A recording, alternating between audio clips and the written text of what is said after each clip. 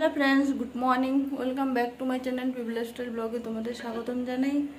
আজকে হলো সানডে, তো এই যে সকাল সকাল ব্লগটা শুরু করলাম। এখানে দেখো সকাল সকাল বানানো শুরু করছি দোসা। তো একদিন ইডলি বানিয়েছিলাম, তো আজকে দোসা বানাচ্ছি। আমার দোসার কোনো ইচ্ছে নেই, দোসা ইচ্ছে থাকে না, তাওয়া থেকে আলাদা। তো এটা আমার রুটি বানা তাওয়াতে আমি বানাচ্ছি। তো তোমরা দেখতে দাও কীভাবে বানাচ্ছি। কালকে রাত্রে সকালবেলা মানে পরশুদিন ভিজিয়ে রাখছিলাম, কালকে মিক্সিং করে রেখেছিলাম। তো আজকে একদম ফুলে গেছে, মানে বেটারটা একদম বানানোর জন্য তৈরি হয়ে গেছে। তো আজকে সকাল সকাল বানাচ্ছি। ইডলি আজকে বানাবো না, দোসা বানাচ্ছি। এখানে কতগুলো বানাইছি। চাটনি বানানোর জন্য বাদাম রেখেছি, চলো বানাই।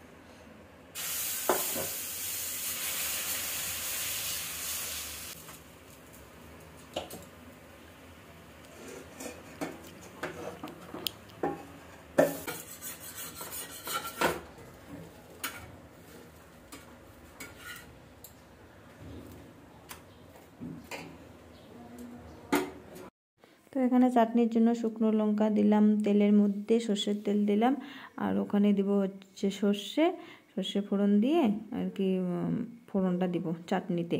আর একটুখানি লঙ্কা গুঁড়ো দিলাম কালার হওয়ার জন্য। তো এই যে দিয়ে দিলাম ফোড়নটা, এখন তৈরি। এই যে এখানে চাটনিটা, এখানে বাদাম নারকেল দিয়েছি, আদা দিয়েছি, কাঁচা লঙ্কা দিয়েছি, আর ফোড়নে দিয়েছি তেল, শুকনো লঙ্কা, আর হলো সর্ষে ফোড়ন দিয়ে এখানে ফোড়ন দিয়েছি। আর এখানে হলো দোসা, অনেকটা বানিয়েছি, অনেকগুলো, আমাদের সবাই মিলে পেট ভরে হয়ে যাবে। তো চলো এখন ওদেরকে বেড়ে দিব, ওরা খাবে। আমার ছেলে খাওয়ার জন্য পাগল হয়ে আছে। তো ওরা বাপ বেটা মিলে তো সকাল সকাল খেয়ে ফেলছে 9টার সময়। তো আমি ব্রেকফাস্ট করছি, এখন বাজে হলো 11টা। তো আমার এই যে সকালের কাজবাজ থাকে, সব কাজবাজ করে ঝাড়ু পোছা স্নান টান করে পুজো টুজো দিয়ে তারপরে এখন ব্রেকফাস্ট করছি। তো তাই আমার একটুখানি লেট হয়ে যায়, মানে প্রতিদিনই এরকমই হয়ে যায়। কোনো দিন 10টা, কোনো দিন 10:30, 11টা এরকম হয়ে যায়। তো আজকে 11:30 বেজে গেছে ব্রেকফাস্ট করতে করতে। ওদিকে পোছা মেরেছি, পোছাটা আবার ধুয়ে টুয়ে এখানে মেঝেতে রেখেছি, ওটা আবার বাইরে শুকোতে দেবো। আর এদিকে ছেলে দেখো বিছানায় বই পড়েছে, বইটা আবার এখানে রেখে দিয়েছে, আর ওটা আবার গুছিয়ে রাখবো। সকালবেলা একটুখানি পড়লো। আর আমি যে দেখো ডোসা আজকে অনেক দিন পর বানালাম, তো ভালো লাগছিলো আর কি চাটনির সঙ্গে। এমনি তো সবজির সঙ্গেও ভালো হয়, তো আমার টাইম ছিল না, আমি চাটনি দিয়ে আর কি আমরা আর কি চাটনি দিয়ে আজকে খেলাম আর কি। তো এই যে একটা পুড়ে গেছিলো, তো পোড়াটা ফেলাই দিয়ে বাকিটা খাবো আর কি। তো আমার তো খুব ভালো লাগছিলো, মানে আরও যদি মানে সবাই আর কি পেট ভরেই খেয়েছি আর কি। তারপরে এই যে চলে আসলাম রান্না করে খেয়ে দিয়ে। এদিকে রান্নার সময় হয়ে গেছে, আজকে ভিন্ডি সবজি বানাবো। আর হলো মাছ আছে ফ্রিজের মধ্যে, তো মাছের ঝোল বানাবো, ঝোল মানে মাখা টাইপের বানাবো। তো এগুলো আজকে দুপুরের লাঞ্চ হবে আর কি আজকে। তো ওদিকে ভাত বসিয়ে দিয়েছি আমি। তো ভিন্ডিগুলো কেটে নিই, ভিন্ডি আলু দিয়ে একটা সবজি বানাবো।